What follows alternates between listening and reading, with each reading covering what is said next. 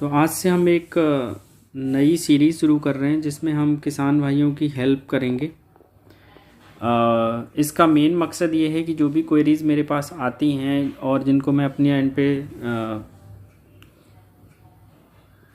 Solve कर पाऊँगा या जो सजेशन दे पाऊँगा मेरी अपनी अंडरस्टैंडिंग, मेरी अपनी ऑब्जर्वेशन के हिसाब से, उस हिसाब से मैं सॉल्व करने की कोशिश करूँगा। तो इसमें मैंने 2 किसानों की समस्याओं को लिया है आज के इस वीडियो के लिए, जिसमें एक किसान ने मेरे को ये कुछ फ़ोटोज़ भेजे थे जिसमें उनकी समस्या ये थी कि उनकी जो केसिंग है उसमें पिनिंग नहीं हो रही एंड माइसीलियम जो है वो ऊपर आ रहा है। तो पहले किसान ने ये 4 फ़ोटोज़ भेजे थे और एक ने ये फ़ोटो भेजा था जिसमें उनके जो मशरूम हैं वो पीले पड़ रहे थे।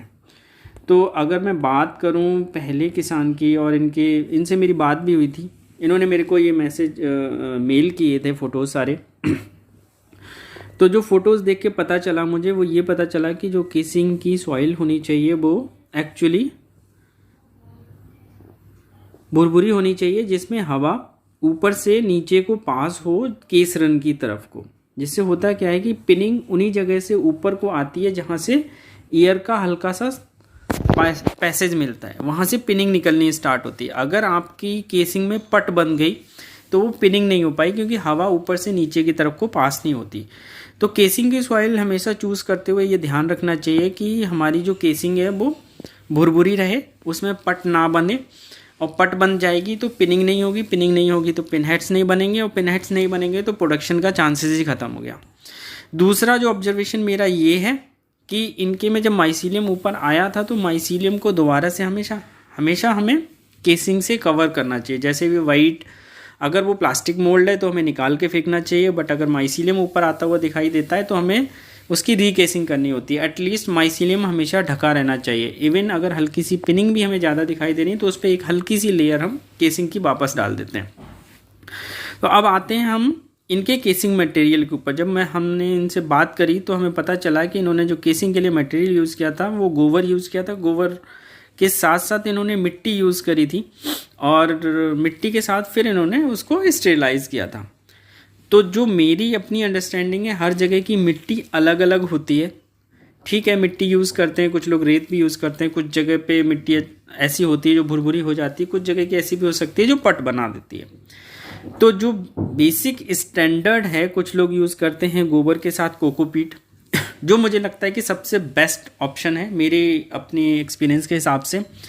गोबर को हम लोग 2 साल से पुराना लेते हैं, जो कि बिल्कुल बारीक पाउडर जैसा हो जाता है, और उसको भी हम छान लेते हैं जिससे मोटी मोटी रोड़ी उसमें ना बने। और फिर उसमें हम ऐड करते हैं कोकोपीट 5% के आसपास।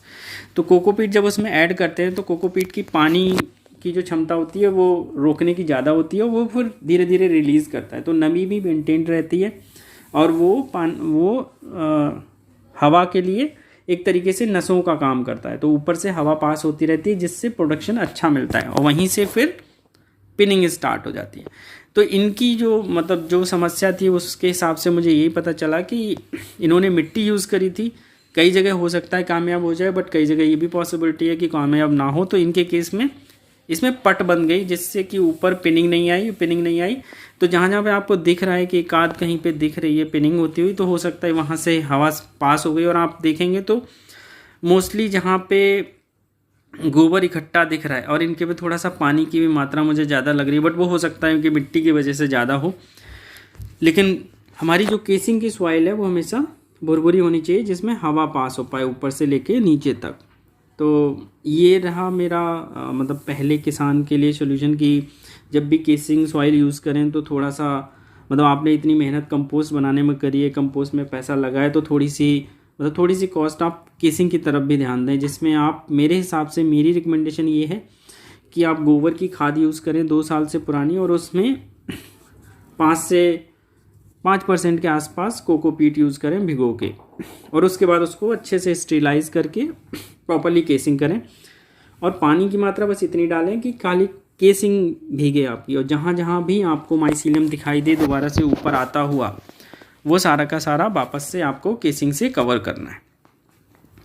तो ये है हमारी पहले किसान की समस्या का निवारण। अब आते हैं दूसरे किसान की तरफ जिन्होंने हमें ये वाला फ़ोटो भेजा। इस फ़ोटो को देख के मुझे ये लग रहा है कि केसिंग की, मैंने इनसे क्वेश्चन पूछने की कोशिश करी बट इनका मुझे जवाब आया नहीं। तो मैं जो भी मेरी अंडरस्टैंडिंग है या जो भी मैं फ़ोटो देख के बता पाऊँगा बस वही मेरे ऑब्जर्वेशन होंगे। तो मेरे हिसाब से इनकी जो केसिंग की ही समस्या है इसमें, और इनकी केसिंग थोड़ी सी इन्फेक्टेड सी लग रही है एंड ओवर वाटर्ड भी लग रही है। बस ये मेरे जो ऑब्जर्वेशन है वो फ़ोटो देख के ही हैं, क्योंकि मैं वहाँ पे प्रेजेंट तो नहीं हूँ। तो और ये भी हो सकता है कि जो पानी हो उसमें कुछ इन्फेक्शन हो। तो हमेशा ध्यान रखना है हाइजीन का।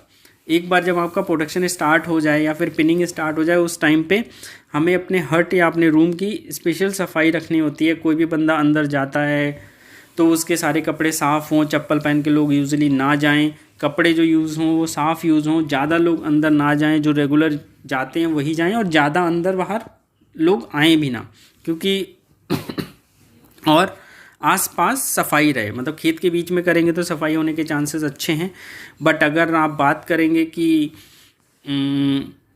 मान लिया कहीं कमरे में कर रहे हैं, उसके आसपास कहीं वॉशरूम्स वगैरह हैं या फिर कहीं गोबर पड़ा हुआ है या फिर गाय भैंस पाली जा रही हैं जहाँ पे सफाई नहीं हो रही है, या फिर लोग मल मूत्र का त्याग कर रहे हैं, मतलब इस तरीके की चीज़ों से हाइजीन हमारा मेंटेन नहीं होता। दूसरी चीज़ ये है, जब भी आप केसिंग बनाएं तो केसिंग बना के बहुत ज़्यादा दिनों तक ना रखें।